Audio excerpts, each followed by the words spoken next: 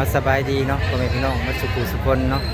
ตอนนี้เราก็มาปรุงซุปญาทานเนาะพี่น้องเนาะที่เพิ่นละสังขารไปแล้วเนาะพี่น้องเนาะญาทานวัดน้องเดินเนาะพี่น้องเนาะตอนนี้ก็เฮามาฮอดงานศพไปแล้วเนาะพี่น้องเนาะประมาณ22:00เนี่ยพี่น้องเพิ่นจังวางเพลิงตอนนี้ก็คนมาในงานก็หลายเด้อพี่น้องได้เอาสิถ่ายในงานศพญาทานให้พี่น้องเบิ่งเนาะพี่น้องเนาะตอนนี้ก็คนมาหลายงานศพญาทานบ้านน้องเดินพี่น้อง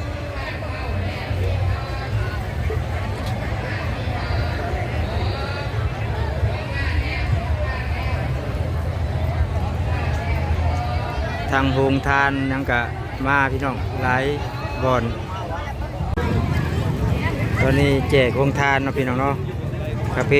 นมโอวัลตินแต่เลี้ยงเนาะ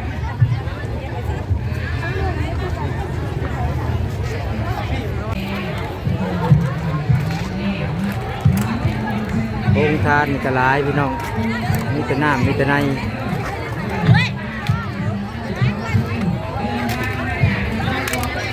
คนมาวางเพลิงญาทานก็มาหลายพี่น้องเลยถือว่าคนมีบุญหลายพี่น้องเลยญาทานวัดน้องเดินเนาะพี่น้องเนาะนครกระสอนแขวงสวรรณเขตพี่น้องเนาะที่เป็นละสังขารไปแล้วแต่ก็เป็นมื้อนี้เป็นมื้อวางเพลิงเนาะพี่น้องเนาะ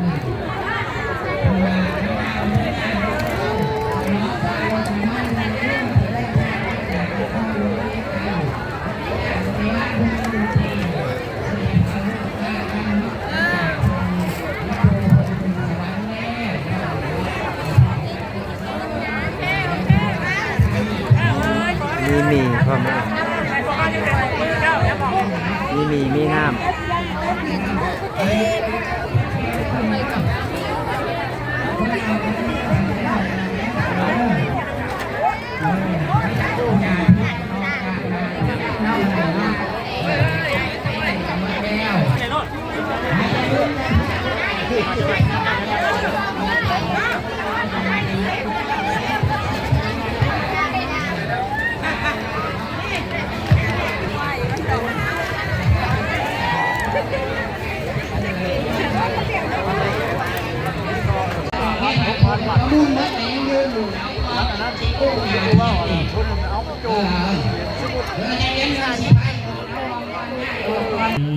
กลุ่มบริษัทดวงเดือนห้างคำลีเจียนโมทนาอยู่7 8 9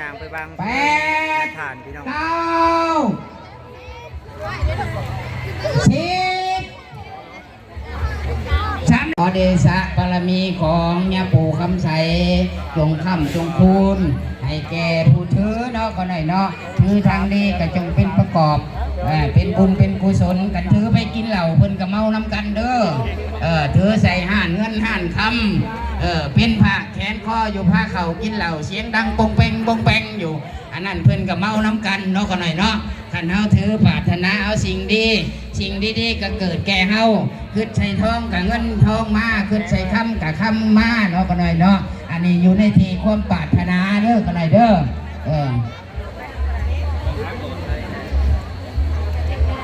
ตัวที่4เนาะบัดนี้เนาะเยี่ยมรอถากรรมการเฮาเนาะก็หน่อยนะเร่งๆบัดนี้สิพาพี่น้องไปวางเพลิงญาทานคันไสเนาะพี่น้องเนาะขึ้นวางดอกไม้ทุบเทียนรอถาพร้อมหมดแล้วเนาะผู้ขาก็จะปิดเวทีนี้เนาะก็หน่อยเนาะรอถาทางคณะกรรมการเบิ่งเพิ่นจัดแจงการเตรียมแล้วหมดเนาะกู้เต้นกู้ยังเพื่อปลอดภัยเนาะก็หน่อยเนาะสิ่งที่เฮาหลายคนเฮ็ด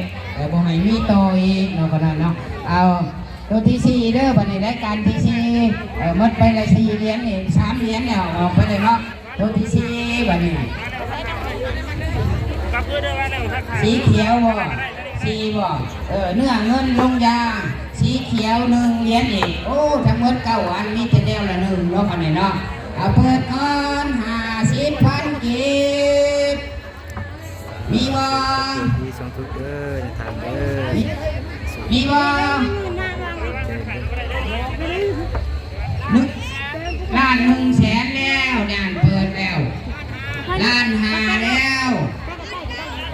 ล้าน9แล้วมีบ่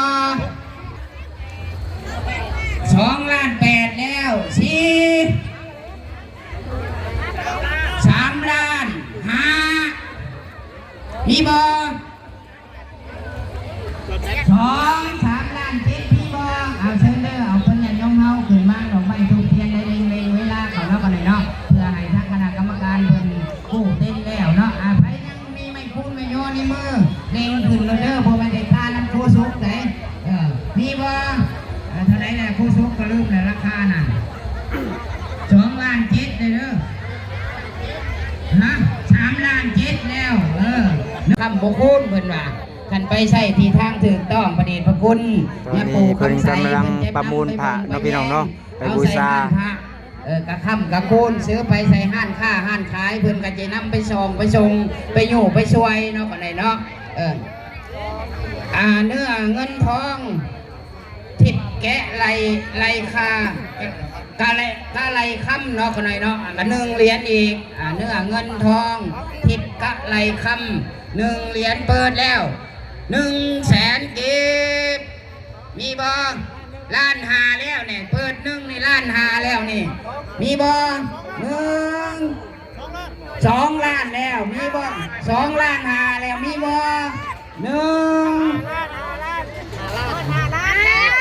5 ล้านแล้วมีบ่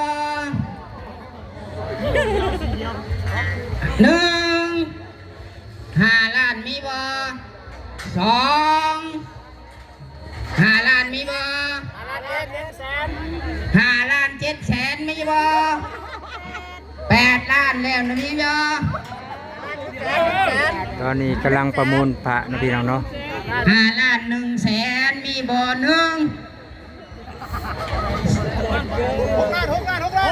6 ล้านแล้วมีบ่6 ล้านแล้วมีบ่เอาขึ้นเลยเด้อต้นญาติโยมเด้อหลีกทางเพิ่นให้เด้อส่องก็บ่เห็นดอกเพราะว่าไผบ่มีเท่าใดแล้วราคานั่น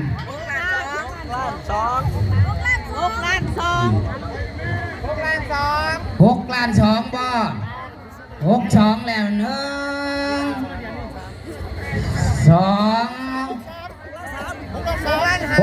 6 ล้าน 5แล้ว1มีบ่2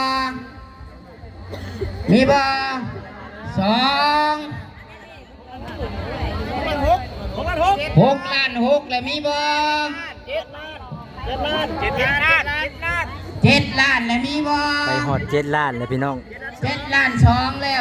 1อยู่ใน7 ล้าน 2เด้อเหรียญ7 ล้าน 3แล้วมีบ่7 ล้าน 3แล้วมีบ่2มีบ่7 ล้าน 3แล้วมีบ่3 4 5 6 7 8 9 10อยู่ใน7 ล้าน 3เนาะเหรียญที่5เนาะบัดนี้เหรียญที่6เด้อบัดนี้เด้อเนี่ยพุทธัสสะนะโมสัมภะคะวะโตอะระหะโตสัมมาสัมพุทธัสสะนะโมสัมภะคะวะโตอะระหะโตสัมมาพุทธัสสะเหตุปัจจโยอะระมณปัจจโยอันติปันติปัจจโยอนันตรปัจจโยจตุเหกะลังยะธาสาธุพันเตนับต่อไปก็เป็นพิธีทอดผ้าบังสกุลเนาะก็หน่อยเนาะขออากาศปรารถนานิมนต์ญาทานปานสุภัทโทคณะประธานประธานอภสแขวงสวรรณเขตญาทานสมญาทานจันดาเคนศักดาประธานคณะอภสแขวงสวรรณเขตญาทานบัวลมคณะอภสนครญาขันทะเลเนาะขอกราบปรารถนานิมนต์ก็หน่อยพิจารณาผ่าบังสกุลหนาศพก็หน่อยจากนครหลวงญาขันทะเลเนาะก็หน่อยเนาะอันญาขันทะเลเนี่ยก็เป็นหลานของญาใสที่เดินทางจากนครหลวงเวียงจันทร์ก็เป็นลูกหลานบ้านในสวนบ้านน้องเดินเฮาเนาะก็หน่อยเนาะขอกราบปรารถนานิมนต์ก็หน่อยต้นญาติโยมเฮาปนมมือเด้อเพื่อความเคารพเพิ่นอธิษฐานวาระหน้าที่สุดท้ายบังผ่าบังสกุลให้เพิ่นพวกขน้อยได้ให้หมดเด้อญาติปู่เด้อผ่าเพยาจมว่ามันยังได้บาทนี่ไม่62 ซุ่มออกต้นญาติโยม มทรงให้มืดแต่บ่ให้แต่นี่บ่ว่าให้ยังแต่หลังว่าบ่ให้มีเด้แต่หน่อยเพราะว่าเขาเนาะนุ่งแต่ผ้ากระเตียวปากระโตหลอกบ้านอยู่บ่ให้มีเด้บัดนี้ให้หมดกันภาวะโตอะระหะโตสัมมาสัมพุทธัสสะกายกัมมังวาจีกัมมังมโนกัมมังกรรมอันใดที่พวกข้าน้อยลูกศิ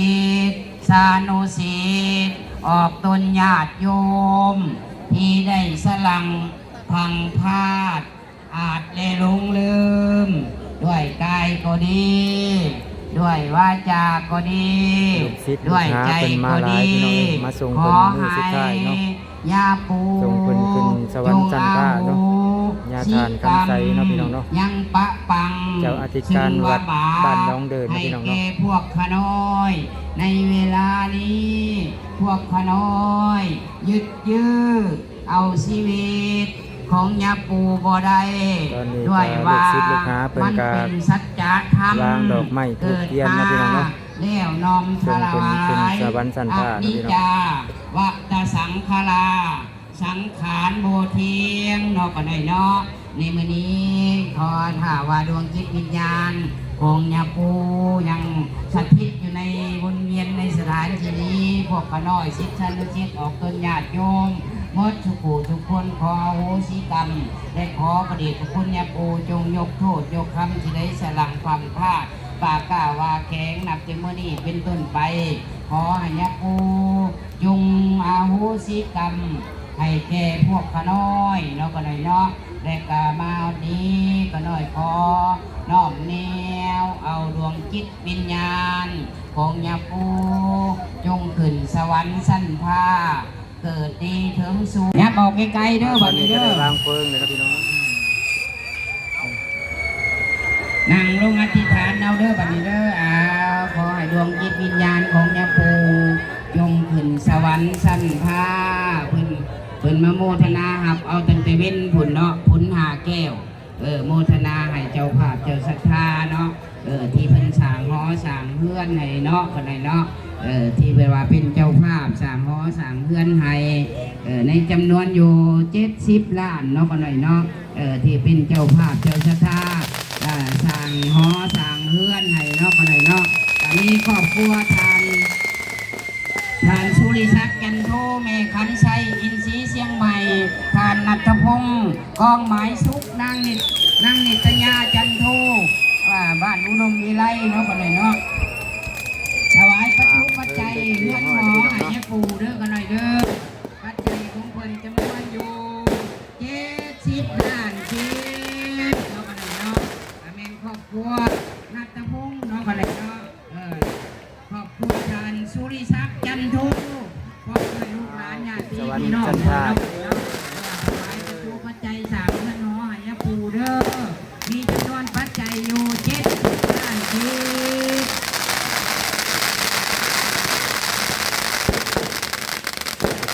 มีครอบครัวทานคำสั่งภูสวรรค์ครอบครัวลูกหลานกลุ่มบุญและบุญเรือนหาดได้เจียนศรัทธาไพ่ผ้าประดับแสงสว่างไข่ยาปูในงานศพเราก็ได้เนาะถวายเลยบ่มีกำจัดศรัทธาเราก็ได้เนาะก็ซื้อยังก็หน่อยดาวองพร้อมครอบครัวสวรรค์เซโนถวายอยู่50,000 กีบสาธุเนาะก็ได้เนาะอันนี้ก็เป็นแสงสว่างที่เราใส่ถุงมือนี่เนาะวันนี้เป็นครอบครัวทางคำสั่งผู้บริษัทเรือนห่านคำลีเจียนเป็นเจ้าศรัทธาประดับหมายงานของยาปูเด้อขอยาปูจงทรงโชคทรงชัยให้เพิ่นมีแต่ความสุขความเจริญทำมาค้าขายก็ขอให้สำเร็จดังความมุ่งมั่นปรารถนาของพวกคุณเนาะก็ได้เนาะ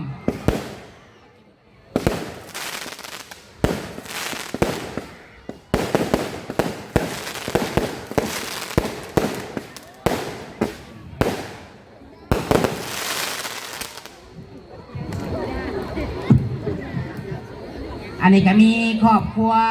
นางสุภาวดีพงสวรรค์พร้อมด้วยลูกหลานญาติพี่น้องสร้างงานชาติหรือว่าสร้างบทบรรจุอัฐิของเพิ่นเนาะมีจำนวนปัจจัยอยู่150,000 บาทเนาะนี่ทานอาทิงนางสุภาวดีพงสวรรค์พร้อมครอบครัวลูกหลานมันฮ้อนถอยเด้อคันมันฮ้อนได้ถอยเนาะบ่แม่นว่าฮ้อนได้ให้ยับเข้าได้ย้อนละฮ้อนได้ถอยกันรู้จักว่าฮ้อนเนาะก็ได้เนาะก็ได้นำประกาศขอให้เจ้าภาพเจ้าศรัทธาใหญ่เนาะก็ได้เนาะหลายๆศรัทธาที่บ่ได้กล่าวน้ำเอาสิต่อยอดได้บัดนี้เด้ออาจารย์นี่สิบ่ฮ้อนบ่ได้ดอกเพิ่นเบิ่งศรัทธาชื่อหยังลูกเพื่อเท่าปัญญาโมทนามีปัจจัยอยู่แสนกีสาธุว่ามุมาปรารถนาสิ่งใดก็ขอให้ได้ดังมุ่งมาปรารถนาเด้อมันยืนเลยเอาไปจีวรลูกปู่โมทนากับมาเด้อบัดนี้เด้ออันนี้ปูพุ่งต่อเขาหน่อยนี่ก็เห็น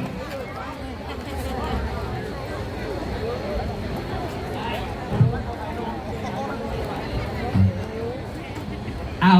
ขึ้นยันยมเฮาไฟขึ้นแล้วอย่าเมื่อป่าเด้อเข้าวงดนตรีเอาเลยบัดนี้เด้อมอบไม้มวนซื่นได้บาทนี่เอาพอได้น้ำมันคารถเนาะก็ได้วุบตอนนี้ก็ได้วางเพลิงเป็นเทียมห้อยเลยนะพี่น้องเนาะทรงเพิ่นขึ้นสวรรค์สั้นผ้านะพี่น้องเนาะเลยกาเสียงนี่มีลำวงความได้พี่น้องเอ้ยงานศพนาทานนี่ฮะ